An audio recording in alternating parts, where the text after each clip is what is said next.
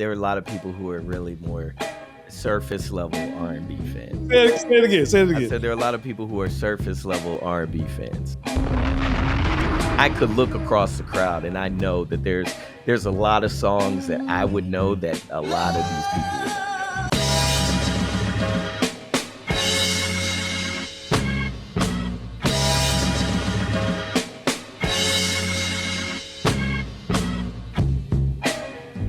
Welcome, Everybody Got a Podcast, but everybody don't need a mic. This is your host, Vic James, back again with a very special guest, RuDi Devino, all talented friends that I have. Edition like 450,000 and all those things. We got a co-founder of Color, MC, certified MC, host of Record Play Live here in Austin, which is a music trivia night that you can also attend. He just had it actually a little bit ago. So welcome everybody to the pod, RuDi Devino. Appreciate it. Appreciate to be here. How's it going, bro? Man, I can't even call it, man. Just out here living life, trying to make it happen. Living life. Right before we got on here, we were talking about like fun employment or not a wage slave. That's kind of the life we're living right now, both of us at the same time. So I just really appreciate you taking the time, even though you say you have all the time in the world, even though I know for a fact you do not have all the time in the world. So I really appreciate you joining us today. Yeah, man, just I appreciate that, man. So like, yeah, what's been going on? What you been on? You just celebrated a birthday. You just celebrated a birthday. Somebody who doesn't like both birthday songs being sang at the same time. Yeah, I mean, man, birthday was good. I'm getting older. I partied from the birthday through the weekend. I don't need to continuously do that. That's not something I would advise in your older years. That's not your ministry anymore. Nah. You gotta. I mean, and if you're going to, you gotta stay hydrated. But I will say, unlike past days, I did not have a time where everything came up. It all stayed inside of me, and I didn't really have no hangovers. So I'd say I did all right. There you go. That's a blessing for sure. I've never been the type of like where that has been a part of my weekends, on my like, binge drinking weekends, I guess. But it is still nice to make it through with all your faculties and just enjoy the evening. Yeah. But look what I read, my best friend. It's been my best friend for the last couple birthdays, actually. So, yeah, being hydrated is definitely the key. Getting on your electrolytes in there for sure, the key. So, yeah, man, I just wanted to get it to you on the pod because we've obviously been working together with Of Color for a little while now. You have a understanding of music and hip hop that very few that I've come across, and I've come across a lot of eclectic, very knowledgeable people who have majored in music in college and things like that, and you still have a vast knowledge of that. But just getting into a little bit how we met each other was really random, actually, how me and RuDi met. It was a random, like, I want to say Saturday or Sunday at Central Machine Works on the east side here in Austin. But yeah, go ahead, take the floor. I think it was a Sunday, and funny enough, we had just come back from an Of Color event or thing that we had done, and so a good amount of the folks that were there were from Of Color, and then by the time you and your boys had walked in, everyone else had left, and so me and my girlfriend at the time, we were chilling. So that's how we met you, and then never really like talked again, but then ended up Right. but then ended up like we follow each other on Instagram. I'd end up seeing one of your boys that was with you. I forgot his name, but I would like randomly see him around, and he wouldn't remember who I was, but I remembered his face. And then funny enough, we go and well, one, you start getting involved with Of Color, and it was like, oh, okay, yeah, we met before. And then then I see that you're also like friends with other friends like DJ and stuff. So it's like, hold on, how is it that like we're cool with all the same Who is this people and dude? we've never like crossed paths? No, you gave a very sanitized version of how we met, which I love because basically everybody I was being my normal loud obnoxious self at the spot, and then Whitney Marie is a friend of ours, Whitney Marie Hamilton, who used to be with Of Color. Now she's back in Chicago, living her best life in Chicago. Shout out to She Whitney. overheard me, and like I was just talking, I was just talking. I was just saying whatever to in my little group, and then It's like, oh she and yes. RuDi, right, overheard what I was saying, and it was some colloquial black shit that was being said, and then all of a sudden we just started Ah, exchanging information, and then I would also see RuDi around town. I believe, if I'm not mistaken, it was either Byron or Cameron. I was with. Shout out to Byron Caesar and Cameron Dunson, but I believe I you was with them, you were with and like you would. three people. One who was like It might have been tall Glenn and too. I'm always with Glenn dark, Henry. who had glasses. Another who was That's like Cameron. shorter. That's That's And Byron. Byron's a shorter Byron. one. Yeah, Byron's the one I would always see around. Okay. Bet. So yeah, so those two gentlemen, really good friends of mine. I'm sure you would pop around and see them. I would always see you around as well, and we would always like chat, chop it up for like a little bit, passerby type of exchanges. And then, yeah, once I got involved with Of Color, it was like, okay, I see this dude like all the time now, and the bond would just been building from there. So it's been a great time to get to know this dude on a deeper level, having some card ride talks on the way to pick up things from storage and whatnots for Of Color. So Menial it's labor. been it, it's been a pleasure for sure. Hey man, it's a workout for me. I'm just any way I can keep this metabolism high and this body movement. And as you know, once you hit around 30, 35, the body starts to be like, all right, man, like Oh, that what metabolism. we doing? Yeah, what we doing today? Like what's going on? So now I really appreciate you. And on that note, we're gonna get into the first segment of the day, which is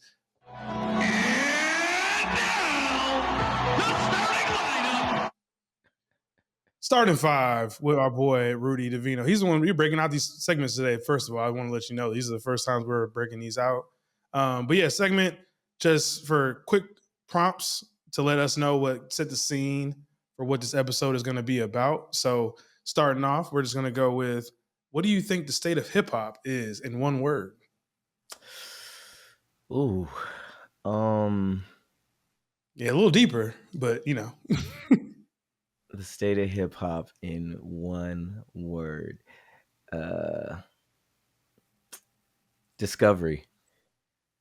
Ooh, okay, Discovery. I like that one. Number two, what was it like as a black kid growing up in Portland? Actually, no. What is the most Portland thing about you? I've been so gone from Portland. It's almost like I'm not even from there anymore. Uh I'd say not being bothered by rain. It's like it's a everyday thing for the most part. So Very it's like Pacific rain Northwest thing, don't bother me. for sure. That's a good one. Who's an artist that you feel like is on like the low key that no one really knows about that people should know about? Now when we're saying no one, do we mean like locally or just It could be in local. general? It could be local. It could be across the board national. Somebody's kind of broke through that you've heard, and but no one else seems to have caught on to them yet. You know what? I have to shout out my boy Mike Melano, and I've Okay. known him for a long time, and he's been grinding. Now he's really starting to get more traction. But I mean, he's hella versatile, and yeah, the joints that he's dropping recently are they're hitting. The one song I All really right. love is Norwegian, and I put that on the Black Art Weekend playlist. You So did. yeah, You did. Mike Melano, All right. All right, Mike. Melire. Go ahead and check out Mike Melano whenever y'all get a chance. Let's see. The last couple, actually, yeah, the last couple of them that we have. What superpower would you choose? Huh. Yeah, man. Uh, Existential. and I've thought about this many different times. Let me think. Let me think. Let me think.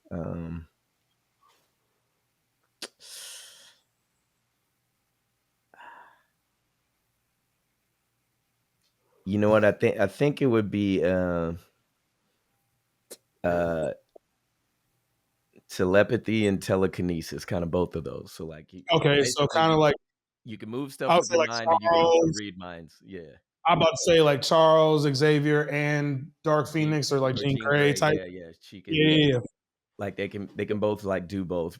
Not Dark Charles. Phoenix. Phoenix. Dark Phoenix is the comic. Phoenix is the character. So I don't want Yeah. the nerds to hop on me. Feel Speaking of which, I gotta catch up on so many comics. Like I'm at least over a month and some change. You're an actual comic book reader, and we gonna get to that Oh, at during this because like I'm again we got a couple of them in the group, but it's crazy. yeah, It's right, not crazy, right but I under those hats right there. Right where my thumb is. Those are some stacks that haven't made it to of me that yet. you still got to get Yeah. through. Yeah, no, Well, I mean, I love. I read them like I read them online, but some those I like bought to buy. I just haven't put them in my Foot Locker where all of the comics are. Facts. We're gonna talk about it because like growing up, it wasn't a lot of like black comic book kids where I grew up. Like I Mm. was like the only kid that read like black kid that read comic books for real, or like honestly kid because by that time, by the '90s, by late '90s, like it was like kind of dying. You know what I mean? Like people just going to pick up comic 90s was when books. it was hidden, but I'm talking about like my age group, where you like were, because oh I'm yeah, yeah, yeah. saying like kids were not reading comic books where I was at least. So, Mm. last question while we get through this segment is what's next for Rough Color? All right. Well, we've got Latino Art Month. So we've got several different events, and that's going to be in collaboration with the Cathedral, which is a woman and Latina owned gallery on the east side. So yeah, we're have Shout a out to this. opening night, do a dinner slash panel film film screening and panel, and then also we're collaborating with the DJ Dope Reina, shout out to Keisha, and her event Juntos. Yeah, your camera is like real blurry, so I can't they can't see They won't. No, I'm saying this for everybody else. So I'm sure you can. it. But yeah, yeah. Um, Latino Art Month. So during yeah, Hispanic Heritage yep. Month, which is between September 15th and October 15th. How like I mean I know why that is because that is to commemorate Mexican Independence Day and then carry it through. Like that's why it starts in the middle of September. Mm. But I've always thought that was weird. Like why It's a month, give but it's in between it's two it's months. half of 2 months. Like it's half of 2 months. Like why not just like it's like with the same thing kind of with Black History Month where it's like the shortest month. It's just Yeah, like all right, like why is it why? Like I know why, but it still bothers me. yeah. It is a little weird to like you have a month that's in the middle of 2 months. It makes me think of You're making our Latinx brothers and sisters split it. Like I just think that's kind of foul. I don't know. Like maybe that's just me, but I just have to get that off my chest before we get it into makes the me think of a line on Chance the Rapper's new album Starline. It still was haven't something listened to it. like he said in the middle of fall, like September. I was like, that's kind of That's fine. that's kind That's of fine. clever. I like that. He's got it in him for sure. I'm glad he's back. I still have to Yeah, listen to that this album. new album is fire. I But fuck as with you know, like I'm very, and most of my other friends know, and as my friends on the podcast also know, I'm notoriously late with listening to music in general. It's a kind of become a quirk of mine, but it's also helps me like digest an album on my own. So it. Yeah. whatever you got to do, right, to listen to good music. And as we get into the latter half of this first part of the pod, we're just gonna go with what's your favorite sports memory, man? Ooh, okay. All right. So my favorite sports memory is watching uh MJ, his airness. hit the game winner, 98 finals against Utah Jazz. And I was watching it at Blazer legend Maurice Lucas, the enforcer. I was watching it at his house. So uh, I guess the story behind that is I went to high school in Tigard, which is a suburb of Portland, Southwest, which is like the town that's like next to Beaverton, which is where Nike is.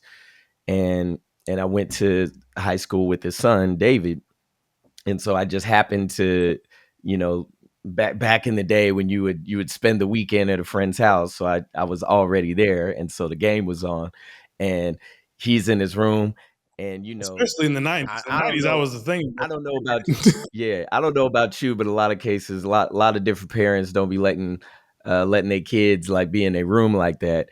But the game was on; it was the final Right. game, and we was already like watching, seeing another room. He was like, "Hey, come on through in here," and that moment where he hit it, and he's like, "He's a bad man. He's a bad man." So like that was like dope to be watching a legend in the with a legend.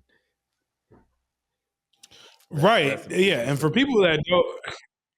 And for people that don't know, like, you know, Maurice was a dog in the league. He averaged a double double most of the time he was in the league, if not every season that he was able. And he was also like during the time where like big men, especially like centers and forwards, were like enforcer types. So Yeah, he was in that that's same what era they with called him. like Even my with, dad was like, with "Yeah, we called him the Oakley and enforcer." yeah, it was with Oakley and Lambeer. So he's going toe to toe with those types of guys during his tenure. And as a matter of fact, man, I got to show you this in real time, and because this was the first clip that came up of him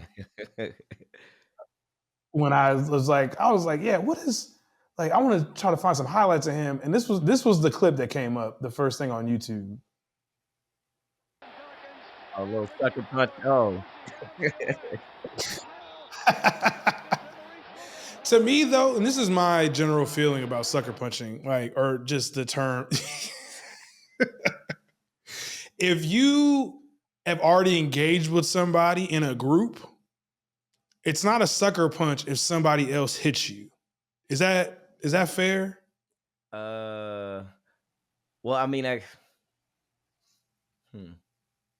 Okay, Like I so wouldn't because expect this. he got hit because of the foul, and then And oh, so like but you see, already engaging with somebody else. Like true. you've already decided like you're gonna fight somebody on X group. They So both kind of did it now, because he hit right? dude in the back of the head, and then Mr. Lucas came and did the exact same thing. We Was say like, both. "Yeah, Say go both dog," people from the Blazers wrong. the stutter steps. Hey man, do it. See now, guys do this. They just do this a bunch of times. There's no feet. It's just all arms now. And Mm, then back then it was like, hey man, what we doing? It's yeah. just the shaking back and forth is crazy. Oh man. Uh, but we're a little bit off. Everybody knows we get a little off the rails sometimes. So we're gonna take a quick break.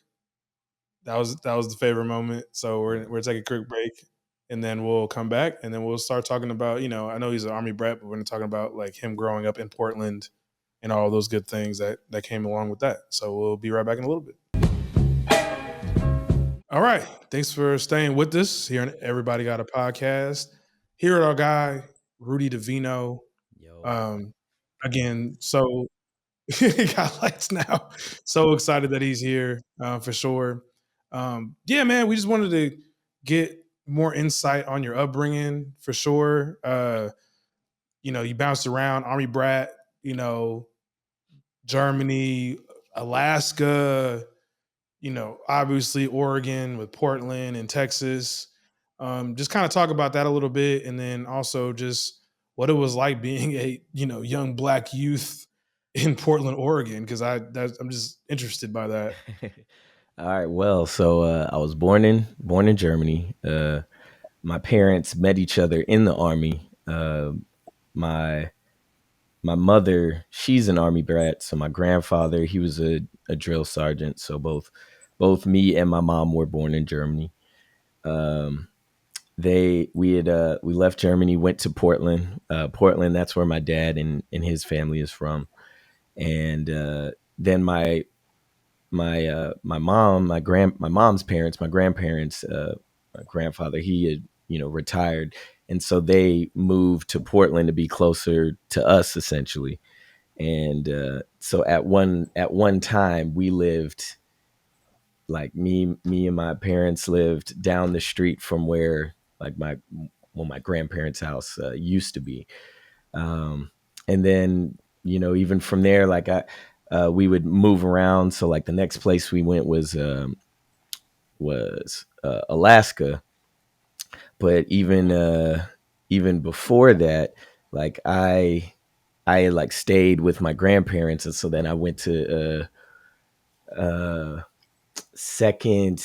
I was there for like second grade. Mount Hood Christian School. Funny enough, I ended up going to high school with the guy that I was in that same, like, second grade class with, and I didn't realize it until, like, later. And I looked at the pictures. I was like, "Oh, that's Phil. I know him." But then it was still a bunch of, like, moving around. I've got it all out of order. So from there, so from Portland for Alaska, we were in Germany, not DC, DC. So I lived in Columbia and Baltimore. My sister Erin, she was born in DC, so I lived out there. Then from there to Alaska. They were in Alaska. I was in still in Portland, and then after being there for about a year or so, then I went up to Alaska. Then when his my dad's assignment was done up there, because they were there about like 4 years. I was there for two. So we were in a place called the North Pole, and then Fairbanks, which is where the military base was. And then when it hit summer, my dad got another assignment, and we that was when we first moved to Texas. So we drove from Alaska to Texas, and I was in Killeen, and then Belton. Then my parents split. Me and my mom, my sister went back to Portland. My dad stayed in Texas. Uh, my junior year, I came back to Texas, went to Belton High School. Then my dad's mom, she had cancer, so then we left from Texas and went back to Portland. And I finished out high school in Tigard area, and then went to college in North Carolina, and went to made it to Atlanta. Working on music there. Hit a recession, and then that brought me back to Texas, and I've been here ever since. It's a long, winding road That's to why get when people you. are like, where you from? I was like, okay, that's a long That's a deep answer. question. It's not like it's not like one of those like with most of us in the group. Most of us have like a you I'm know from here, this one place. I am from this place. Like even if I like even for me though, like even though like I'm from I would say Fontana, California. I went to high school in Chino Hills. I lived in Diamond Bar when I was going to junior college. I spent a lot of time in South LA, South Central because of like my familial ties. Mm, And then I lived in the Midwest for 5.5 years mm, before I got to Austin. So like it's one of those where like I always say like the IE Fontana, but if you ask people that knew me in high school, they would say, "Well, Victor's from Chino Hills." I'm like, "Nah, was you there with the Ball brothers? no." Crazy enough story. Levar was my trainer in high school Oh, wow. for my senior year and then my first year of junior college. He was my trainer. Oh, dope. Um, Solid guy. When I knew him, uh, having been in contact with him and over a decade now, or at least a decade now. Um, but yeah, that kid, like Lonzo, like I remember Lonzo when he was like, because I'm 7 years older than him, or like 6 years older than him.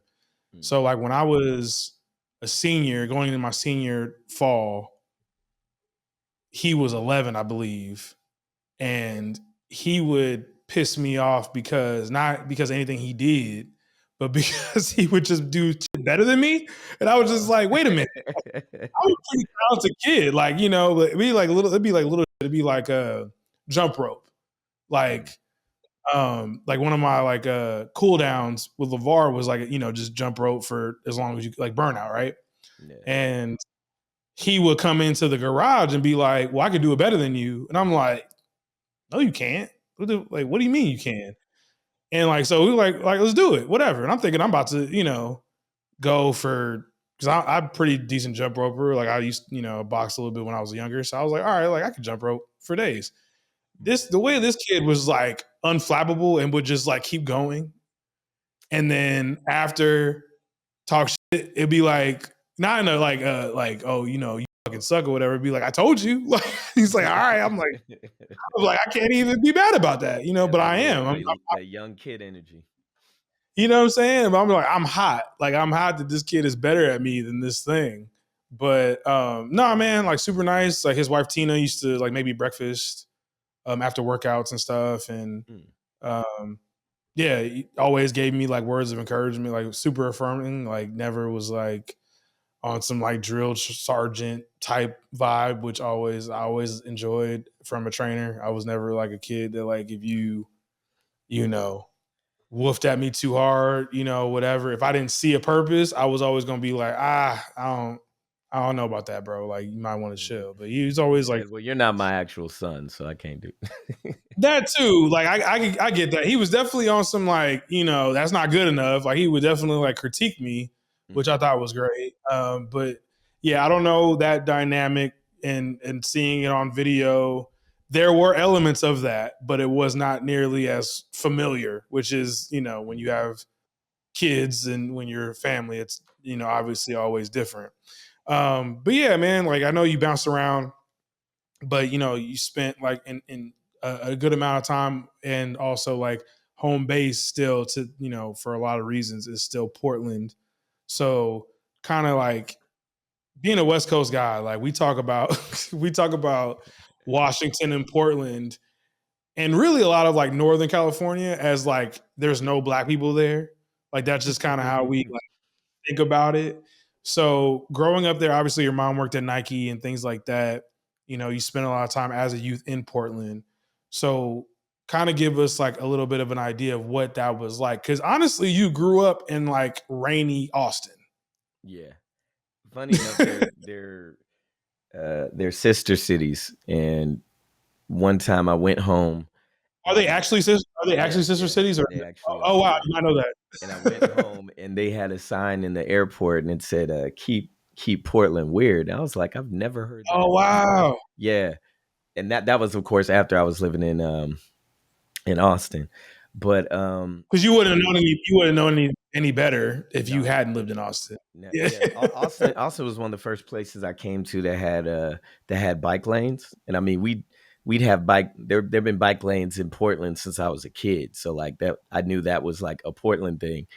Um I don't know. Growing up in Portland, it's I mean, yeah, of course, like there's not a lot of black people, but I mean, most of black people in the Northeast. I'm from Southeast, kind of like you're heading towards Gresham, and for me, at least, like the lack of black people thing that never bothered me because moving around. As a military brat, I always was like the black kid, so I'm kind of used to it. So that's why Austin doesn't bother me. But at the same time, like how my mom moved because I would have gone to high school in Portland, but because she had her job at Nike and when I was in eighth grade, so we were living with my grandma, and she was like, "Well, I got to move closer." I wanted to stay, but then I would have felt I kind of felt bad. Like I wouldn't be there to like help my mom out with my sister. So I went out there. But my mom was very, very pro black, very well read. So she was always still like, even though we're way out here about 30 something some minutes in the suburb, we're going to, stay connected and be where our people are at. So like she made sure I was in programs, rites of passage program called Perspective Gents. So that's where I have some of my like real close friends that I still have till this day. Rest in peace, Lance and Omar. They just passed like past couple months. But Sorry yeah, about like it was still dope. And then like my dad's family was in the northeast side, so I would always be hanging out with my cousins and stuff, and just catching the bus and just kind of like going around everywhere. So I did a lot of bus riding and walking. that. Because that's, when you have a place that has public transportation Yeah. and it's easy to take, like, you're going to take it. Like, it's just, especially when you come from like, not even saying like families that need it. Like, if it's just a convenience or something that is like, as usable. I don't know. That's just so weird. But yeah, You take it for that's granted dope, until you go to a place that doesn't have it, and then it's like, oh man. bro. I'm from Southern California. Like, we do a good Oh. job. Like, bruh, on the skirts, like, it's great because on the skirts is great because like being from where I'm from in IE, like you could take the train into the city, no problem. Like, Right. from where I'm from is like 45 minutes to an hour 15 with traffic from actual Los Angeles. Hmm. But I could hop on a train in Fontana and be in the city in 45 minutes Mm. with no interruption outside of stops Yeah. and be in the city. But once I'm in the city, it's a problem. Like, I can't just get on a bus and like I can, but like it just takes forever to get where I need to go Yeah. throughout the city. I did that. I had an internship at Act One in Torrance, That's California, right. That's right. That's right. and I was staying with the owners, and they were Shout in out to like Torrance, South Rancho LA. Rancho something. But I mean, it was Cucamonga. not Cucamonga, but it was another. Oh, Uh, Santa Margarita. I honestly don't know, but they were rich, and it was like up in the hills, damn near the mountains, and they let me use one of their cars, just a little like old Honda or whatever, I feel and like that's Rancho Santa Margarita, but I could be wrong. but yeah, so I got to see it like, ooh, when I had the car, oh, I was everywhere, I didn't give Right. a fuck, but then when I came back. after college, and like, yeah, it was no cars, like you gotta figure it out, and it was like, dog, this is awful. I gotta catch the train and the bus, and then at that time I was staying with my mom's friend who was in Signal Hill, and Okay. it wasn't the business trying to do public transpo like in the city. So yeah, that It's was a I thing, got to man. see both of it. Yeah, it's a whole thing. It's so weird when I talk to people who are from like New York or Chicago and they come to LA and they're like, "Where's the?" By now the people know because of social media and stuff. But Yeah, like when I was, in my early college years, they were like, "Where do we, catch public transportation?" I'm like, "You're trying to take public transportation in LA? Like, you better Uber or catch a Lyft or what? You know what I mean? Because it's just not, if you know it and you know where you're going, it's fine. But if you like are trying to figure it out, LA is not one of those places. Like, it's just not, because you can end up somewhere you're not supposed to be, and then that's a whole other thing. Like, where I feel like with Chicago and New York, like, yeah, that's still a possibility, but there's enough lines and the apparatus is there to where you and don't they're have to, open late. and they're open late, and that's the biggest thing because the metro in LA stops at like 11:30, 12, instead of like where it's 24 hours in a lot of places, or it's like till 4 o'clock in the morning, and then they have a 2 hour break or whatever it is. So yeah, don't get me yeah, obviously I'm getting riled up about that because, oh my god.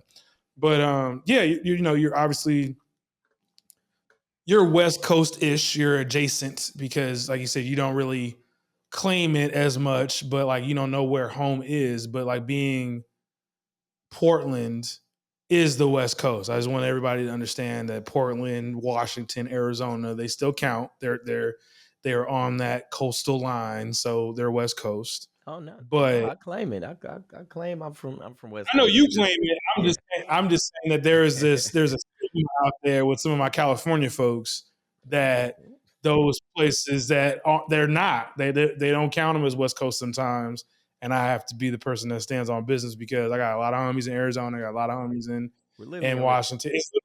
now. It's Now, I literally mean, now of course, like outside of Washington, Oregon, and California, I mean, I guess you'd have to call everybody else like West Side, like they're part of the West, you're but talking about they're like Nevada and yeah, like Nevada, Idaho. You Arizona, Colorado. put Like Idaho in there. it's still the West. It's just Okay, not West Coast. that's I'm not doing that. If you're I'm gonna be not like technical.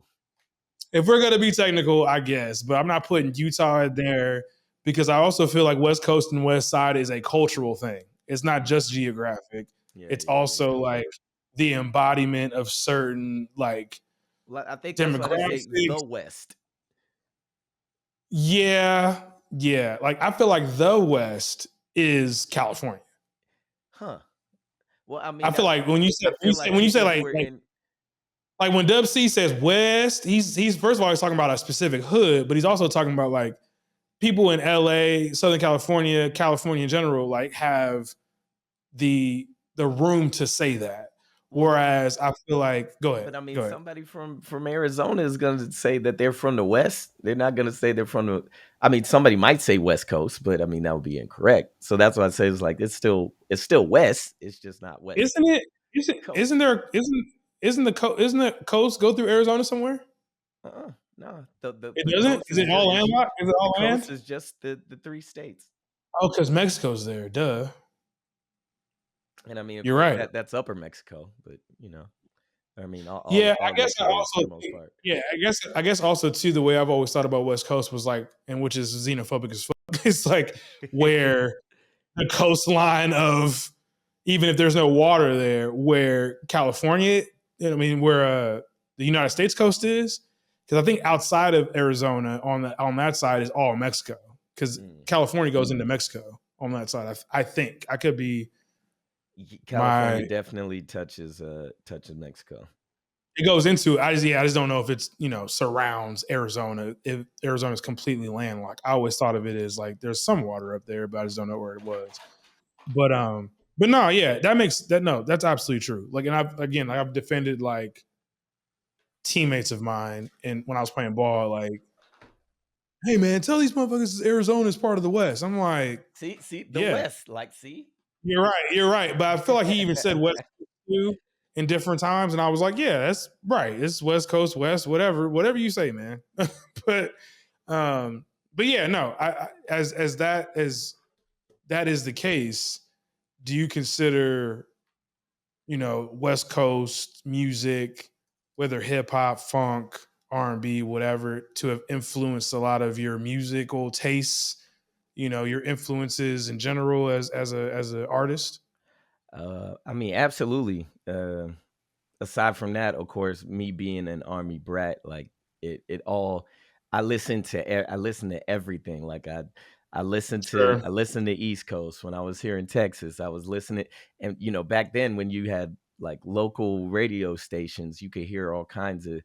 So like I remember like being in Texas and like Tear the Club Up would come on the radio, or I would hear stuff from that's like Louisiana and No Limit, and so I listened to like all the things, but definitely like West Coast played a very very big part, like Tupac, E40, Quick, Dre, um who else? I mean, there's so many, Sibo, No Bay, uh no E40, no I hieroglyphics, I no. said E40.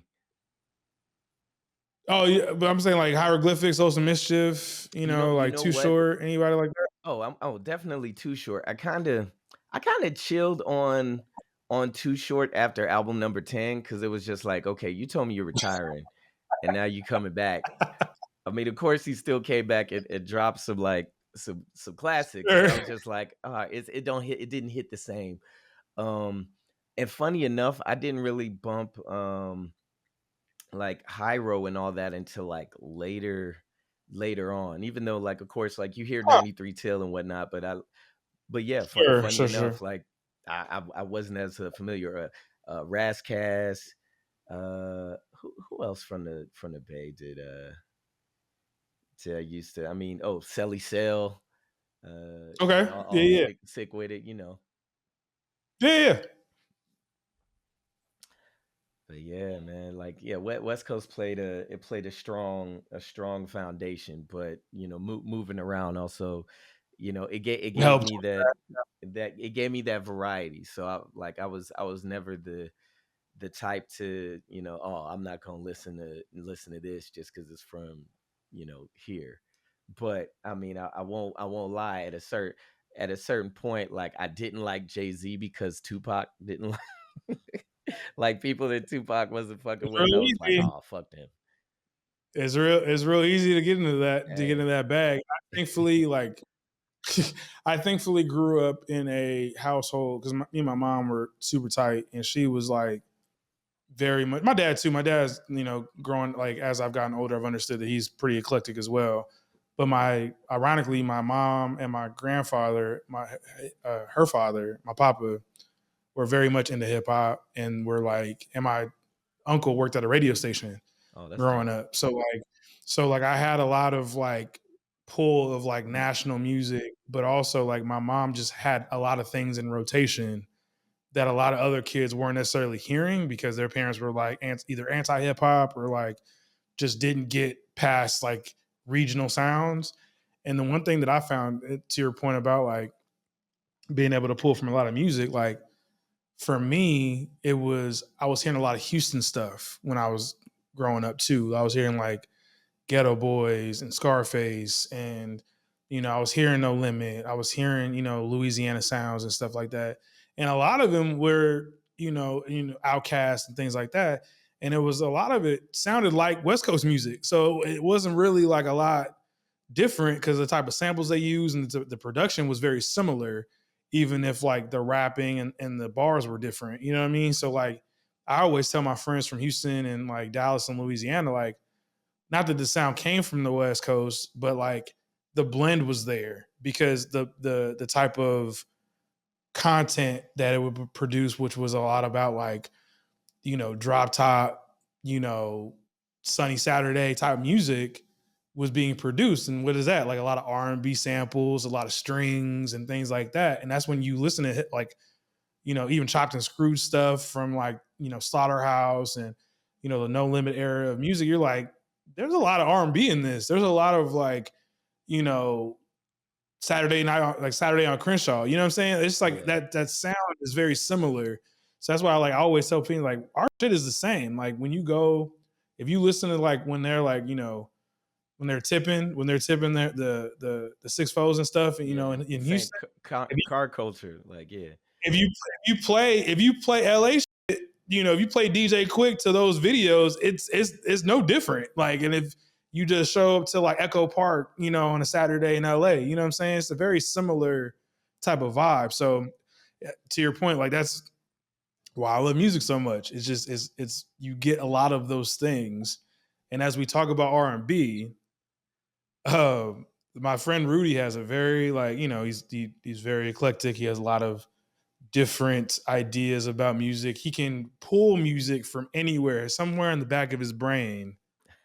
There's music somewhere there. I don't know what cortex that is or what part of the brain that is, but he's got it back there. We recently had a discussion about like R&B parties and your I don't want to say your dislike for them, but how you feel like they can be improved. So I just want to give you the floor on that. Yeah, yeah. I think if you're gonna have a theme, stick with the theme. And so, like, don't get me wrong. In general, Yeah, yeah. in Just stick with general. the theme. Like, I love hip hop, and mind you, like, I would get like if you play a song that's either it's hip hop and it has an R and B feature, Sample. or it's an R and B song with a hip hop feature. Like, okay, you can still like work that, but if you're just playing a just straight up rap song, and and don't get me wrong, it's still a good song. I like the song, but it's like, why are we here? Or or like how people would complain is like, okay, you're doing a Juneteenth party, and then people just start just playing all kinds of like uh black is in skin color, not necessarily black culture wise. So it's like it should be Black American music if that's the case, Ah, because okay, okay. this is the, No Caribbean, Juneteenth no is a Afrobeat. yeah, Juneteenth is a very specific holiday, just like Okay. because people were complaining because it's like, well, if I were to go to Carnival, they're not about to appease me and start Play hip playing hop some hip hop or R&B. or jazz. Like, They're yeah, gonna be sure, playing soca. They're gonna be playing their shit. sure. If I'm it's a I'm a if it's a piano. Yeah, reggae yeah. party, they're gonna play reggae. I can't go there and expect them to play, rap or something that's not reggae, like or dancehall. Like it doesn't make sense. So it's like if that's gonna be the theme, stick with the theme. That's how I feel. I look. I'm as a stickler for things like that. I 1000% agree with you. But my question that I will pose to you, and this is something that we talked about: what is the digging the crates types of songs? Like we recently went to an R&B party. What are some of the songs that you or some of the artists that you feel like we should hear that we don't hear enough of at these types of functions? Because I feel like the well is very deep on R&B, Yeah, but we only hear like certain songs and artists every time we go to R&B. Like we're gonna hear Candy Rain, we're gonna hear maybe Never Too Much by Luther, or might hear like some a Keisha Leah or Cole. two, some Keisha, some Love for like Keisha Cole, or things like that. But like, what are some of the, I won't say bottom of the well, but like some we can go a little deeper and we don't hear enough of when we're at these events. Man, more New Edition, because they'll drop some Bobby Brown, but we need more New Edition, more Babyface. And I mean he's got his hand in so many things. Bro, I Shoot, literally got that in my notes. I literally got more new edition in my I notes. mean the fact that we're in Texas, we should be hearing H Town or Oh, that's true. That's true. Yeah. Ideal. Uh, Okay. Yeah. Shoot, I mean my joint Rough Ends, No More. That's my shit. We I need mean, some rough ends, some more SWV. well, I We're think in. with SWV, they like you're gonna hear Weak or you're gonna hear Anything. That's my point, though. But they have so many other really good Shoot, songs. can we get kick it tonight? Man, yeah, Nah. there's Yeah. I was like like, yeah. there's way too much R&B for there To you not to to hear be any. a variety. Like we shouldn't be hearing the same joints. And if the argument is it's a RPM thing, or like we need to get the people moving again, like to your point, there's still enough of that to where like I would consider SOS band R&B.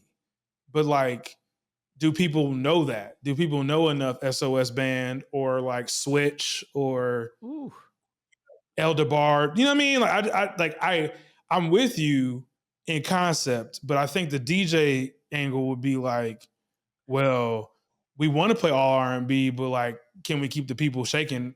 true. Just doing R&B throughout the entire time, like that. I think that would be the DJ argument. I also think the issue is that there are a lot of people who are really more surface level R&B fans. So like That's a it fact. starts Fact. and ends after a certain age. So it's like they could Can you say that again? Say it again. Say it I again. said there are a lot of people who are surface level R&B fans. So it's like if it's too far from before when I was born or they were born.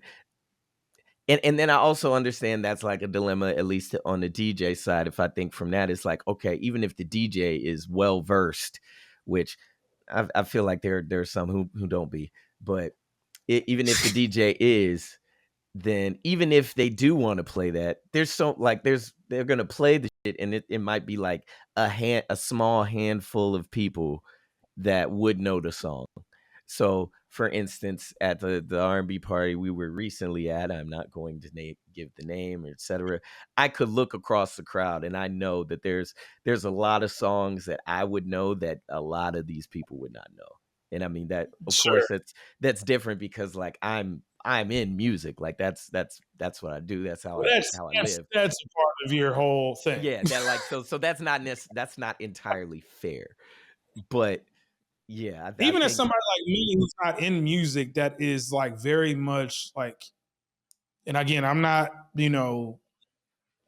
nearly on your level or like a lot of my homies that are DJs, um, a lot of my homies that are musicians. Like I'm not on their level, but like I've always surrounded myself and I always had like really good understanding of like what music is and like what it represents to me. mhm, And I've always been like trying to find the bottom of the well, no mm, matter what it looks like. You know what I'm saying? Like whether it's R&B, whether that's hip hop, whether that's classical music, whether that's jazz, whether that whatever it is. Like I'm like I want to try to see what I haven't heard yet from people, especially from artists that I enjoy. You know what I'm saying? yeah, And that's because I was literally thinking the other day, like the craziest thing about music is that the well is infinite. Like there's no bottom. Like you could listen to music your entire life and never find the bottom. And yeah, that's never the listen to that because I mean,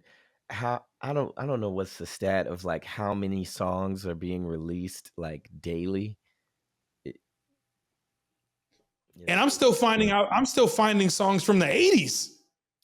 yeah, I thought I had them. I thought I had most of them. I thought I was like, I'm good. Like my mom, was in her era during the 80s. My parents are were in their prime during the 80s and things like that. I'm like, I'm listening to 80s music all my entire time growing up, Sunday cleaning music, all those things.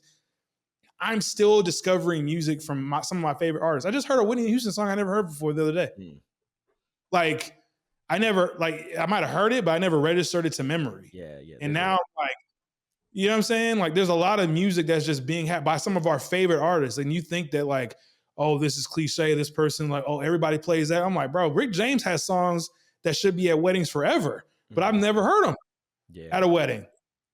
We always get, Stevie Wonder or like, some, what, you know what I mean? Like you might get some of those, but like there's a Rick James song called how Ebony Eyes. It's one of my favorite songs. And it's great. It's a great song on a great album. And I've heard it like never in a love story context. You know what I'm well, saying? Like well, I mean, when you think of the image of Rick James, it never seemed to I be get about that. love.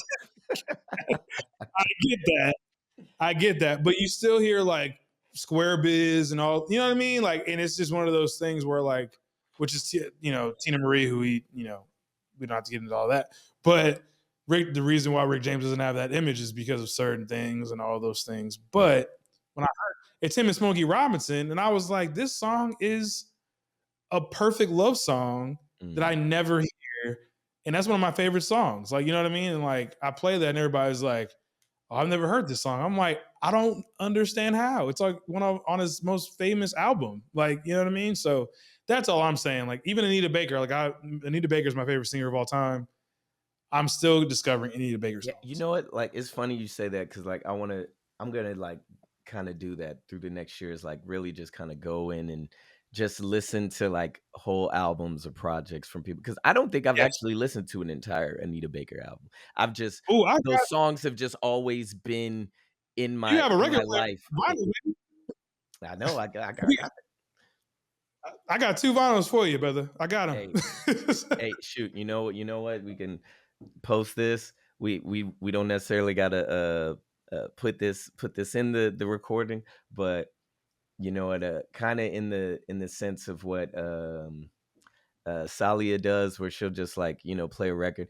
I want to do something where it like call it crates, and we're essentially like digging, and so like maybe have people like, okay, you bring your record. It's like, okay, what's an Yes, album you think like people haven't really heard, and we bring it out yes. and Look, I got at least a dozen in this bitch. I could bring because especially like I'm a for everybody that doesn't know this already that they probably do know because I did an episode where we talked about me and my boy Jordan Hicks did an episode in the last year to talk about like our 2024 Wrapped, mhm, and number one on my list was SWV. So like I'm an R&B through and through. So hey, I got a bunch of R&B shit in my crib that I could definitely bring. And it's ironic you said that because I took it out because we obviously we're going to take a bunch of time on this. Was a segment called "Digging the Crates." Mm. So that's funny you said that. Kismet, man, Kismet spirits, all that good stuff. But that no, that's dope, man. I've always, you're mine. Next time you have you on, we're gonna do some stuff to test that big music brand of yours for sure. Hey. But as we talk about, enjoying music, enjoying R&B, in general, enjoying hip hop, I wanted to get you to talk about your love and your enjoyment of comic books, Whew. and that's a whole deeper conversation. But I wanted to mainly stick to the fact of like, A, what got you into comics, and then B, we're in an era of like superhero movie explosion, right? Like we've been here, but we're here, still. And I've had this thought of like, and I think you've talked about it before, where I think we're starting to become like Star Wars fans, where we don't enjoy shit anymore. Um, we just every title that comes out, there's a critique instead of like, which is sometimes is valid, and I understand why it's a thing. But at the same time, like, can we just enjoy some shit? Like, can we just go to a movie about comic book characters and just like relax a little bit? You know what I mean? So first, yeah, what got you into comic books? And how did you get to this point? Oh man, funny enough, I got into comic books because of my dad.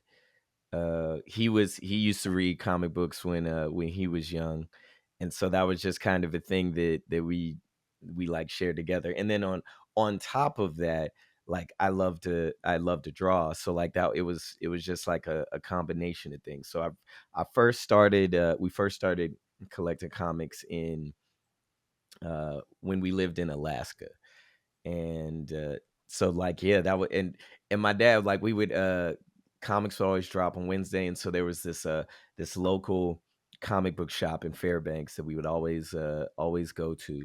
And and so like he would buy, I don't know, like maybe 5 or 6 or so comics, and then he'd be like, oh, you can only read one.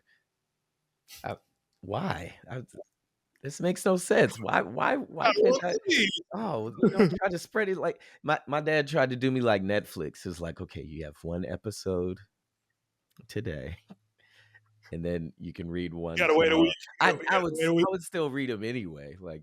And then, like, one time, he found some guy who was a collector, and he just had a bunch of comics that he didn't care about, and so he was like, "I'll give all of these to you."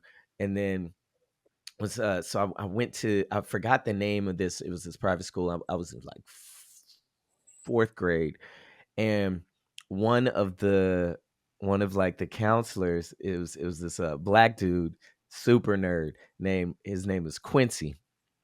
And so like, and he was in the comics, so it was just kind of, it was cool, like Crazy. this older dude who like, he might have been like, I don't know, like maybe like, I think he might have been like 18, 19 or something. He wasn't like super old, but he was in the comics. So like, this was person like we could talk to. So then he came up with this game where it like, when this is my first time really like kind of thinking about this in a long time ago. So it's Sure. like we essentially played like superhero tag. And I mean, aside from that, he was such a nerd, like where he had his own characters that he was coming up. But basically, it would be like, all right, Oh, so he was like we're making all up his own.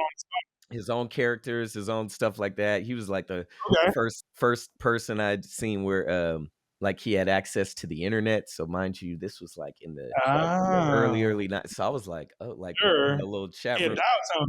Dial tone shit. And so it was like a like superhero tag. So it's like, okay, all right, we're X-Men, and and you choose your, and I forgot what it was, but it's like you knew what like your powers were, and then like you had to tag somebody else. But either way, like that was just kind of like always a cool thing for that. But then even after that, like I would just always on the weekends, when I was younger, I didn't have that many friends, so I would just be home reading comics and drawing. Like that was it. So like and then like me and my dad, he's like such a big kid at heart. So like on Saturdays, we would always just like wake up early and just eat cereal and watch cartoons at least. And he would be like, okay, like once the last cartoon goes off, we're cleaning the house. So every Saturday we had to clean the entire house. So like That's in, such a out. poor dad strategy. That's such a dad strategy It's because, like, like, okay, last cartoon. Once the last cartoon is over, why would you do that after? I'm not doing nothing after I eat cereal. I'm chilling all morning. because then if I'm doing it all morning, I'm not gonna see the cartoons because this is TV. You can really I get get that. reruns like that. So, This is why Sunday is the clean day, not well, Saturday no, because morning. he was all my dad was also a minister, so we was in church. So Got you, like, got you. yeah, like That so makes if he sense. wasn't, yeah, that'd be different. But no, Saturday is like, I ain't have nowhere to go, so it's like we're cleaning. But yeah, that was my intro into comics, and I've still held on to it. Okay, yeah. So right now, what are some of your favorite comics that you've read? It doesn't have to be like all time, just kind of spitball those a little bit before we get into like just talking about Fantastic Four and current culture of, comic movies. Mm. Say that again. Just like just some of your favorite comics. Like what are Oh, just off the top of your favorite. I mean, X-Men, like X-Men all day. head. Like All of I am a child of the atom, if nothing else. Um, who else? Like my dad. One of my dad's favorite was Daredevil. I fuck with it's very Thor. dad, very dad Yeah. comic line. Daredevil and uh, Punisher. Yeah, I love Punisher. Fa I mean, like, favorites, I mean, like, No Spider character. Man. Oh, No. of course, everybody like Spider-Man he's like the OGs, like, everybody, that's kinda like an automatic, like, Yeah, Spider-Man, gotcha. yeah, of course, Spider-Man, Peter Parker,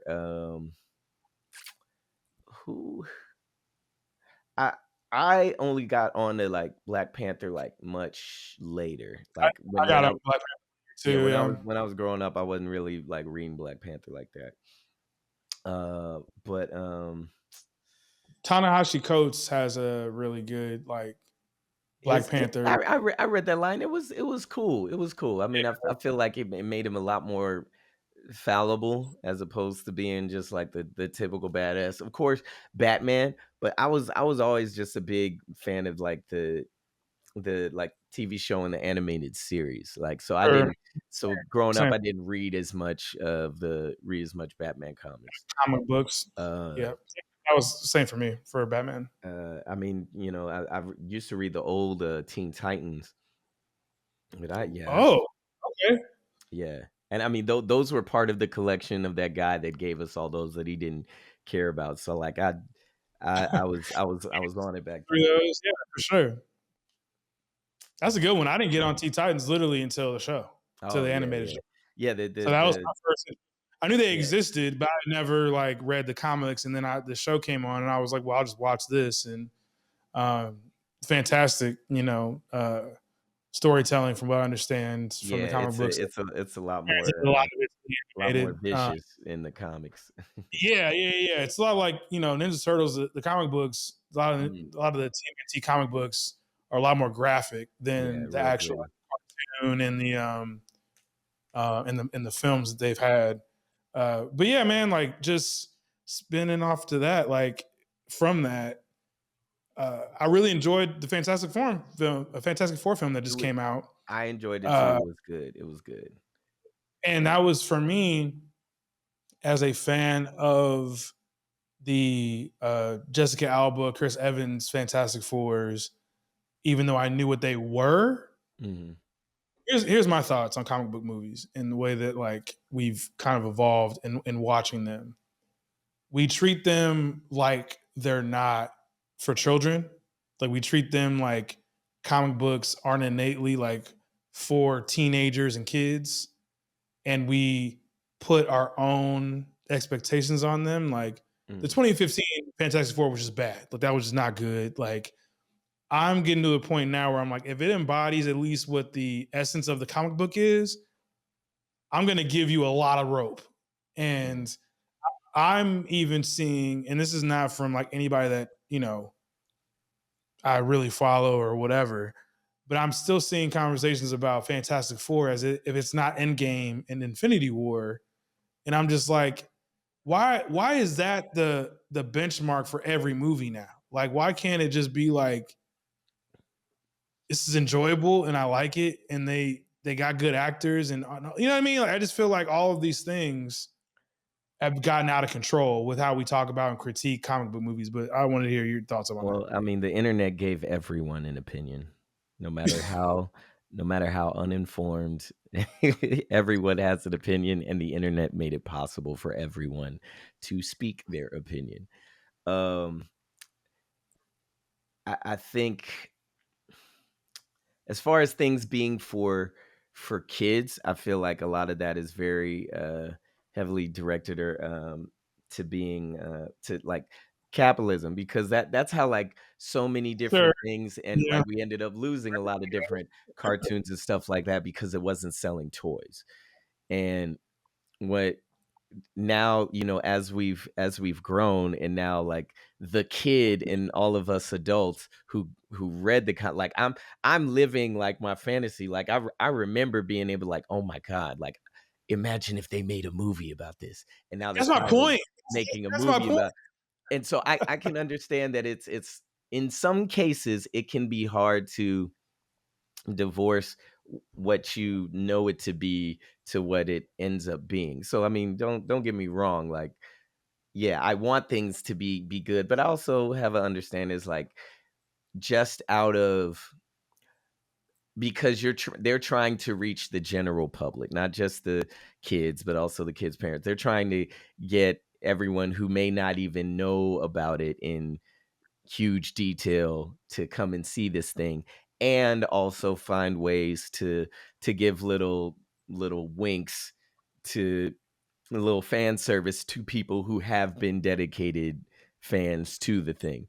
So like me, I don't get so like angry like, oh, I can't believe that they did this. Yeah, there are going to be some things that get on my nerves, but also have that context of understanding like, well, they still have to make this for people who maybe this might be their introduction to the thing. And so unfortunately with that, you end up having every time that there's a reboot, you have to then give the origin story every single time over and over and over again, because well, like you said, it's for kids, so they're trying to get the kids who may not be aware of that, so you have to keep reintroducing the thing. But it's Yeah, it's the nature of the beast. yeah. I've kind of gotten, so I hear everything you said. I've kind of gone to a different space with it where it's like, yeah, it's for kids, but they're also like with Fantastic Four, right? Like I understand certain critiques. Like I understand like when you reboot something, you don't have to always Mhm. reboot it and reintroduce it, right? That's why like the Tom Holland Spider Man was good because like he was already Spider Man. Like we didn't see him get bit, we didn't see him, Uncle Ben dying and all of those things. But Tom Holland, it was like he's Spider Man. He's already in this universe. Like we'll build it from the ground up, Mhm. in a different way. Fantastic Four it was interesting because we'd also seen two iterations of origin stories. Yeah.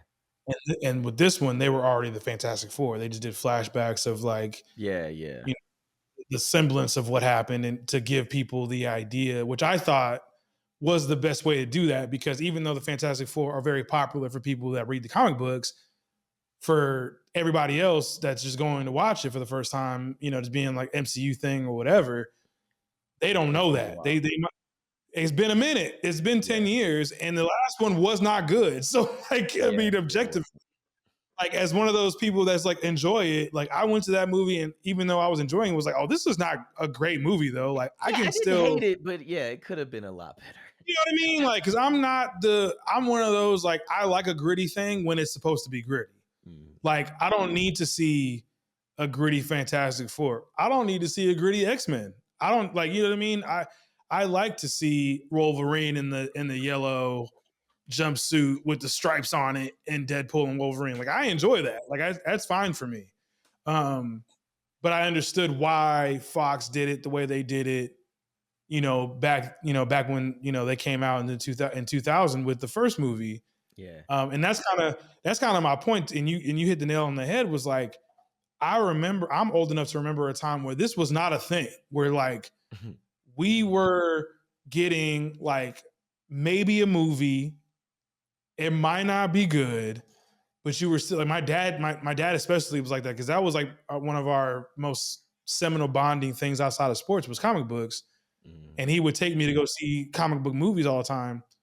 And I remember seeing Daredevil. Daredevil sucked. Like Ben Affleck Daredevil was not good. Like, but was it a fun time in the movie theater? Absolutely. Yeah. I'm to this day like I know people die by the Sam Raimi Spider Man. Not great movies. I Spider-Man 2 is great. Spider-Man 2 is amazing. Spider-Man 2 is one of the best Oh, superhero films of all time. Amazing But Spider-Man. one, but 1 and 3, not great. I love Amazing Spider-Man, but Amazing Spider-Man 2, dog shit. Like, you know what I mean? But did I have fun while I was there? Yeah. Like, cause I'm not trying to move heaven and earth going to like a Yeah. superhero movie. You know what I mean? Like, it's supposed to be fun. It's supposed to be enjoyable. And like, if you go into it being like, oh my God, this movie's gonna be the best Yeah. thing since sliced bread, Expectations. you're gonna be disappointed 9 times out of 10. That's all. That's all I'm gonna say on that. We're gonna take one last break, and then we're gonna come back and talk more sports and culture, more culture, then also add a little bit of sports in there. So we'll see you guys when we get back. Peace. All right, welcome back to Everybody Got a Podcast. Thanks for sticking with us here at our guy RuDi Devino, talking about all the things. This guy is all over the map as far as his interests, and I love it because it's pretty much why we become pretty good friends to this point in the short time of us knowing each other. But yeah, we want to talk to him about more hip hop. So that's his main bag, and the intersection of sports and hip hop is something that's always interested me, and I just kind of wanted to get his thoughts on that. Uh, so yeah, man, just really like I've always understood it since I've been pretty young is that sports and music, but sports and hip hop have always kind of intersected and directed the culture. Yeah. If that makes sense. So yeah, just kind of give us your thoughts on that and where you think that those instances have occurred and continue to occur. I mean, I think it's always been a thing, probably because the people who are the artists, a lot of the players came from the same places, and so like they Exactly. Sure. grew up with that. Um, I mean, for the most part, like most rappers want to be basketball players or football players, and but on the flip side, a lot of those players want to be rappers or artists because it's just you're both performing, but it's just in a different way. And at the same thing is, and it's funny because like you could be a musician artist and you're watching the game, but then when you're you're an athlete, I mean you're getting ready for a game, you're gonna be like playing your favorite music to kind of get yourself in the vibe, or like the music's playing while you're playing. So there's always been that intersection. I think when it was most powerful was Allen Iver AI. AI is when, because like here you have somebody who is unequivocally hip hop. Like he represented hip hop in how he dressed, how he moved. I mean, him getting his tattoos. I mean, tattoos were like, it was like a taboo thing, at least having tattoos that people could see. So it's either you were a criminal, or it was just you're it was a counterculture. And so here you got Iverson, braids, baggy jerseys, like it was just like so in your face. And it was just like even though he's never won a ring or a championship, like he's still one of the greatest. Like I think on the hip hop side, it's like you can't not love Allen. representing a very specific time in hip hop, right? Like the late '90s, early 2000s. Cash Money Millionaires, Manny Fresh, East Coast, Philadelphia, like you know what I mean, like big Yeah. chain tattoos, things like that. I'll bring another one to you. Deion Sanders, Oh yeah. '80s prime time with the gold chains and the braggadocio, the swagger and all those things. Very reminiscent of Four Finger Ring, Slick Oh Rick. yeah. He was hanging with Hammer. He was hanging with I want to Hammer at say the Hammer time. was in the video. Must be the money. He was in Must Be the Money, and then he also, I want to say vice versa, Dion was in Too the Legit I believe. I think or he Bump to the Bump. I think he was in Bump to the Bump. pumps in a bump. Yeah, I think Dion was in Pumps to the Bump. So like And represent funny enough, because like the original video, which was just like a big ass pool party Death and Row, right? huh? That was Death Row, right? Pumps to the Yeah, Bump. yep. And Hammer was in a speedo. People was like, "Yeah, you Ah, tripping." So they came out with another video and did not know that. he was wearing a football jersey, and I'm pretty sure it was an Atlanta Hawks football Oh no. jersey. So I think no, I'm just saying like because Dion was playing for the he Mhm. was playing for the Hawks. So I So don't you're know if saying it that's was what the crossover was yeah, I don't know in if I don't know if he was hold on, let me see. Now I gotta look up Dion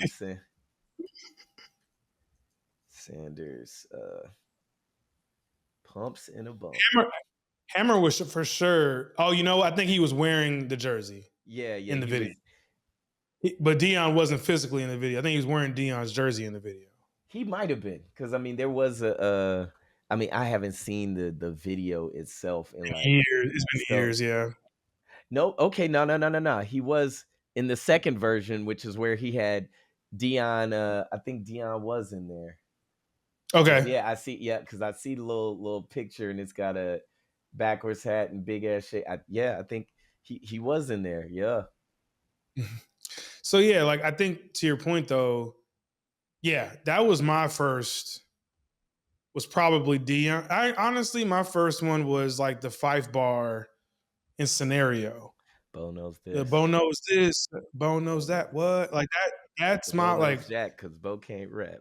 I didn't even know who Bo Jackson was at that time. Oh Like, wow. I mean, 'cause I was a kid when that song, when Scenario came out, was what, 93, I think so. 94? 93, 92, 93.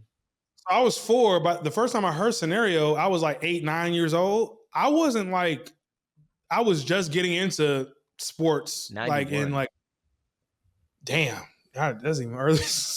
Because you're right, that's skinny Busta with Yeah. the straight up locks, not the locks. Like he had the fade going up Well, into yeah, it. he had the It was hat and yeah.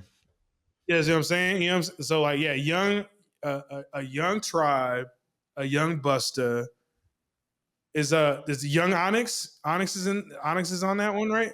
Uh maybe. But it was a Is lot of it was it's like five. It's like five different well, groups and people. I don't think Onyx, but it was the Native Tongues, which was like the whole kind of like crew. So Yes, I mean, Redman, he was in there, right. That's yes, Jungle Brothers, yes, De La Soul, and a few other people.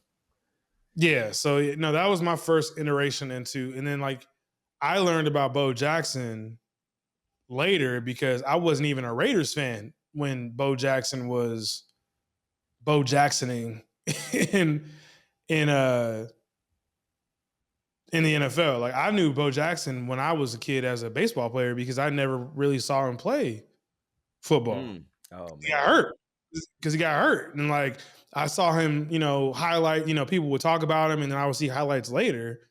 But like I didn't know him as a football player, so I got older. I was like, oh, he played football. Like, oh, he was cold, bro. Da, da, da, da. So yeah, it's always that intersection with sports and hip hop. Even to this day, obviously, you see a lot of you know art, like, I would say like athletes as artists, your boy Damian Lillard, Yeah, is the quintessential crossover because he's actually he's a actually good. decent to good rapper and a great hooper. So Yeah. like, Yeah, but we can't we like can't we can't overlook. I mean, Shaq was the first. He so I've been on hills about Shaq as a rapper, early Shaq as a rapper for a long time. So I'm happy to hear you say that because well, I Shaq mean, he could was the first. He did it. He was and Shaq Shaq was could rap. decent. He was not a bad rapper. Like he was on the joint with Can't stop the was it rain, or with Biggie, Can't Stop the Rain, or you but mean yeah, with the Fushnikins? functions. Who Yeah, Schnickens. Uh his 16 on that is great. Like, yeah. like My it's so like, obviously Shaq Fu and all those things my like dad would buy and all his albums because Shaq never cussed. So that my dad was he's always on that. buying Shaq. Yeah, Your dad is like Cedric the Entertainer in a family the what was it family vacation, whatever that family reunion, whatever that was with Bow Roscoe's. Wow. He's no, that wasn't that one. That Mm. was the Martin Lawrence one. This is when he's the main protagonist, and like Bow Yeah, Wow's in it, yeah. Samara's in it with fine ass Vanessa Williams, Mm. and it's like right, and they was like driving cross country. It's basically National Lampoons, but it's like the black version, Yeah, yeah. and he's like Bow Wow's like all listening to hip hop and all these different stuff while they're driving, and he's like tossing out all the different artists that he likes because they cuss or they talk about like murder or whatever. I remember the movie. I can't remember the I name, but I remember know what what it's you're called I though. remember Yeah, that scene though. it's gonna bother me because I used to love this movie, but yeah, he was like so no one who's been shot, and so he like starts taking. I was like Tupac Shakur shot, and he throws it out the window, and then so it's like there's a bunch of those like see murder, and he's like, oh, John, see murder hasn't been shot. Johnson Family Vacation. That's I knew Family Vacation was in it. Okay, Johnson's Family Vacation, but he was like, yeah, see murder. He was like, wait, see murder hasn't been shot. He was like, with a name like that, he should have been. He just yeah. shot the Yeah, I remember that. underrated movie. But yeah, no, like I think about a lot of those things, how it crossed it over. Obviously, with like NWA rocking like Raiders gear, like that was their like Yeah. uniform for a long time. Tupac wearing UNLV, because like UNLV, the Running Rebels at that time, like had like even though it's a racist ass name, they Yeah. had like an all black basketball team that was like they beat the shit out of Duke, which is a white Oh school, and yeah, all those, you know yeah. what I mean? Like, That was yes, Larry Johnson was on that team. Yeah, that Larry was the team. Johnson, Sidney Ogman. Yeah, yeah, man. I was Greg Anthony. Greg Anthony I was on mean, that back team. then everybody was wearing like all the like funny enough, I saw a clip of a house party and it was a The first one? play.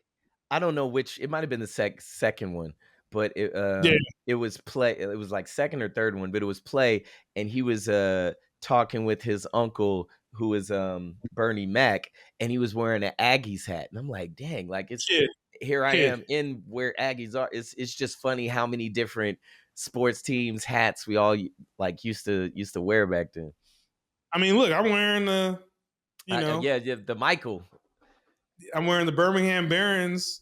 You shoot. know, Yeah, as we get into it, the black baseball players. Michael hey, Jordan's a black baseball player in the '90s. Yeah, and yesterday I was wearing my Griffey jersey. And so that's how we got even onto this conversation we're about to get into right now, which is black baseball players in the '90s. Because when we were going to set up the Yellow House Party, I was wearing my Ken Griffey Mm, Jr. jersey, and that's how we got into this whole conversation about like just black baseball players during that era. And it was just so like like we talked about music, the well was so deep. There was yeah, so many like black baseball players from here, which I don't like. I always, to me, I consider the islands and everything like the Caribbean, like I consider that also they're black baseball players too. yeah. But it was something different about like that era where it was The still Black like American. Yeah, it was a lot of there's it. still, there's still black American baseball players, and now it's obviously shifted, but now we're kind of in an era where there's a renaissance of that. But Mm, yeah, just talking about like black baseball players in the '90s, like Was that the golden era of black baseball? Like, I think so because it was. I mean, Griffey and then Barry Bond. Like they were so like Ken Griffey has like the sweetest looking swing. Like it just they made a logo out of it. yeah, the swing man. Like which is even funny how like how much uh like how much like Jordan influence because like the jump man and then Ken Right. Griffey had the swing man. Like that was Making different types of like adonyms and logos based off of the yeah, jump. Right. Absolutely. Hip hop also because of Spike Lee, yeah. you know, Jordans and hip hop culture, big deal. But yeah, back back to black baseball players. Because I don't want to bounce around too. But you know, like so yeah, Ken Griffey Jr., you got Barry Bonds, you got Bo Jackson, Gary Sheffield, Darryl Strawberry, Dwight Ooh, Gooden, Deion Sanders, Tony Gwynn, Ricky Henderson, Frank Thomas, and Michael Big Jordan. Hurt. And that's just the name of few. That's Yeah, not even half. That's not even half. Like it's not even yeah, like I don't even say it's not even a quarter of the amazing black baseball players from the '90s. And those names are thick. Like those are like big names, like names that like ring through time and all those yeah. things. They were all And cold. the thing is, like with Mike, not to give him too much credit because it was funny. Random story, random tidbit. I went to Michael Jordan's basketball camp when I was in 8th grade. Mm. Um, was not invited. I was one of the kids that paid. I wasn't. I wasn't one of them that like got invited or whatever. Didn't have to pay nothing. But they have a Q&A session during the camp, and for whatever reason he picked me out of this hundreds of campers. He picks me, and what do you think I asked him when he called on me? uh, why why did you quit? I don't know. I asked him what his batting average was in Oh, baseball. So I was a hard nosed reporter journalist at oh, 13 even years back old. then. What's your batting average when you played baseball? And he told me he was like 200. I think it was like 200. He's like a 200 hitter. When he gave it up, but then he goes off and he was like his rebuttal was he's like, but people don't know that I stole like X amount of bases and like had X amount of RBIs. And I was like, oh shit, I legitimately did not know that. Like, so I Mm, was like, all right, that's bet because like I think we think of like I think Last Dance kind of like softened it up a little bit, but like yeah. he was not a bad baseball player. Nah. We think of him as a you know he obviously would not have been there if he wasn't Michael Jordan, Yeah. but he was not as bad as we remember him being at baseball. Yeah. And like He's Terry still a Francona, natural athlete. natural athlete, and I think that like, and even Terry Francona was like, if he had more at bats, Yeah. he would have made it. Because he Like it only did it wasn't for like like, was it even a full year? I don't even think it was. I think it was like a spring or summer. Mm, He did it. Like I think he might have did a full season, if that. I have to go back and look at it, but like he didn't have that many at bats. He might have had 100 at bats, mm. and he still hit around like 240, and then he stole a bunch of bases and had a bunch of RBIs. So So, like, so if you have a point 0.3 average, isn't that still like good? Like really good? so if you're like around, yeah, if you're around 200, that's good. Like 200 is good. Like no matter what age of like professional baseball, it might have been like around like sub 200. It might have been like around 186 or something like that. Mm. But still, like if you're around that, because I still contest that the hardest thing to do in baseball, hardest thing to do in sports is hit a baseball. Yeah. Yeah. Absolutely. Like it's the hardest thing to do. Like I, as a football player, basketball player in my time, I played a little bit of baseball. Like the baseball was the hardest. Like it was like, You got to be able to see it. because at that age, once you get to a certain age, you can't see it no more. I feel so bad for high school kids now because kids are throwing 95, 96 in high school. When I was in high school, kids are maybe throwing 93. Like that was the ape. Even in California, like it was, which is big baseball country. Like Mm. you're seeing 75 in middle school, but like that's it. like once you get to high school, you might see 95. So, Hey. but yeah, so like we're in, and I think we're in like a renaissance of black baseball players now. You Mm, know, a couple of the best baseball players that we, you know, have are black. You have Aaron Judge, you got Mookie Betts, um, my guy Jazz Chisholm, who plays for the Yankees. I love Jazz Chisholm. He also mm, has like some of the best fits in all of sports. He's a Jordan Brand guy too. mm. Um, but I don't know. Are you familiar with Denzel Clark at all? No, I don't be Do watching baseball like that. you know his game? You're not wrong. You're not wrong to not watch baseball as much. I still, So and many not to games. say that so many So many games, games. so many games, too many games. I will say that off top. I don't even watch as many games as I'd like to because I do enjoy baseball still. Um, it's all of the older black men that just have had hands on my life. Mhm. But they have this kid in not Oakland, but Sacramento now, named Denzel Clark. He's been in the league a couple years, and he's been awesome. And he has like one of the best catch reels that you can see if you have it up. Like you could watch it live with me because Okay. this is crazy. Yeah, When yeah, I he hear you. goes over the shit to get it, like Yeah, yeah, he almost fell over the wall. Like like that. I think you said is Ken Griffey esque. Like that is or very like, I mean, much like. Have you ever seen Ken Little Big ran League? up the Yeah, yeah, it's been a while, but yeah, Ken ran, But ran up the wall. that's the ending Was he scene where he yeah, oh yeah, oh was yeah. Ken the was Ken Griffey the first one to ever do that? I think No, I so. think Bo did it first. Bo did it before that. Ah, okay. Bo ran up the wall, caught it, and threw it back or whatever.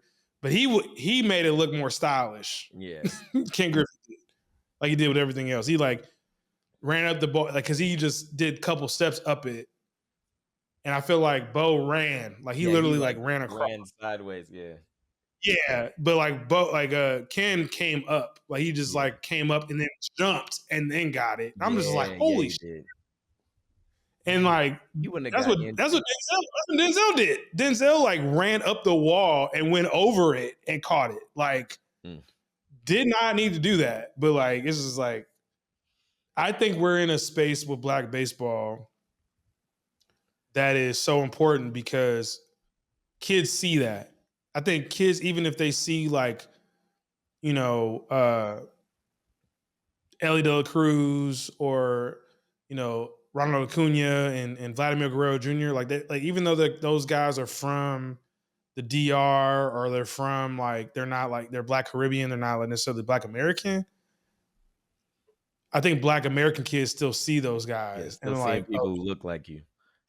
they look just like them. And like the upsetting part for me as a kid that played like rec baseball or like little league, like so much of it is not you know uh localized. It's Yeah. all like you got to pay to play, and Football. that's club ball. You know what I'm saying? Like I didn't play my first year of travel baseball until I was like in sixth grade. You know what Mm, I mean? Like, and I've been playing up until so I was 12. So by then I've been playing baseball for 6 years. mm. So, but now like you're playing club baseball at 6, 7 years old, and it's just like, bro, can we just get the kid a bat and a couple baseballs and you know what I mean? So I think that's where it's still a struggle, and I think that's where a lot of our kids get left behind.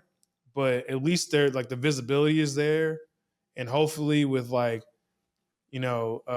the RBI program, the MLB sponsors, and all of those things that you know kids could still get access and still play and not feel like they're being left behind because with perfect game and all those things like and with the necessity to get ranked at a certain, which is a whole other sports conversation, Mm, that like they're able to play because I think that that's the problem is that it's the professionalization of youth sports. That's mhm. a whole conversation to have, but yeah, that's one of those things. Um, But yeah, man, thank you again. We're gonna get our last break. I think it's a good time to get our last break in real quick, and then we'll come back and wrap it up. That's cool with you. Word, let's do it. All right, thank you guys again. Well, thank you guys and gals for joining us today for another episode of Everybody Got a Podcast with our guy RuDi Devino again. This has been a wonderful conversation. Now we're going to wrap things up with a bow to Hey, end things. Just honestly, man, just where can everybody find you? What are you working on? All of those things before we get into our final segment. all right. You can find me on the Instagrams at at Go Rudy, GORUDI. Uh of course, holler at ofcolor.org. Um what am I working on? Ooh, this Costin, lovely. I'm There's a way. working on some clothing stuff, just a I was couple waiting for things that. here and there. Um that the clothing line will be called Bad Manners. And it's just I've always, liked, putting gear together, it's stepping out and looking fly. So I just figured I'd dip my toe in the thing. I've got time, so and then other than that, man, like I'm slowly working my way to, you know, working on music again, and maybe even drawing again. So just kind of getting back to the artistic pursuits, as I would say. As we say that, I'm going to bring us to our final segment, new segment of the day, which is what's my favorite word? What's Don't say it. Don't you dare. What's the word? Which is where I bring a certain word that represents my guests and have them expound upon that word in a way that reflects them and reflects where they're going in life. So today's word is creativity. Creativity. Man, how do I describe this word without using the word? Uh, it's making something out of nothing. It's an inspiration. Like you get inspired by other things, and hopefully you make something that also inspires. Nipsey Hussle, I think he said like the highest achievement is to inspire. I don't know if I said that wrong, but I believe that, like, to be inspired and to be an inspiration, like that's what I'm going for. So anytime I can, whenever I meet a creative or someone who's artistic and they have promise and they have talent, I try and encourage them as much as I can to do the thing that they do. Which of course that's one of those, easier said than done, because even I have my difficulties with following my own advice. Nah, man, that's great, and it was one of those things. Like as I've joined of color over this last year, since January. Me and you had a conversation recently where after Black Art Weekend, Black Art Airways, where I was like, that first day that I rolled in, which was the general admission day, I hadn't seen everything, so I Yeah. was like still experiencing everything for the first time, and I was like, yo, this is crazy, bro. Like, this is dope as fuck. And I was like, we were riding back, and I was like, just feeding off of, taking like, getting things from you, getting things from Tobar, and Steven in that setting was like, I was like, man, that did something to me. And you were like, did we inspire you? And I was like, I was like, bro, you had to say it like that. But yeah, like, you know what I'm saying? Like, and it's one of those things like with creativity or being creative, you get things from people and like, Mm, especially if if that's how your mind is always churning. And like with our group with of color, and I said it on the last episode where it's like, it's you, it's Tobar, it's Steven, it's Kyla, it's Nikki, it's Naquare, like, it's Nina, like everybody that's in the orbit, what I'm saying, even with like Nikisha, who was a new friend of mine, like just feeding off of that energy and like hopefully being able to reciprocate that in the ways that I'm creative and things like that, like that does something for me. So that Mhm. providing that inspiration, you're doing it. I just want to give you your flowers, man. Like I think that you don't necessarily take that always, but Yeah.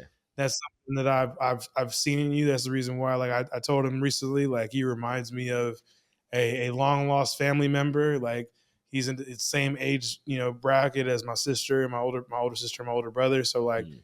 he has that big homie energy.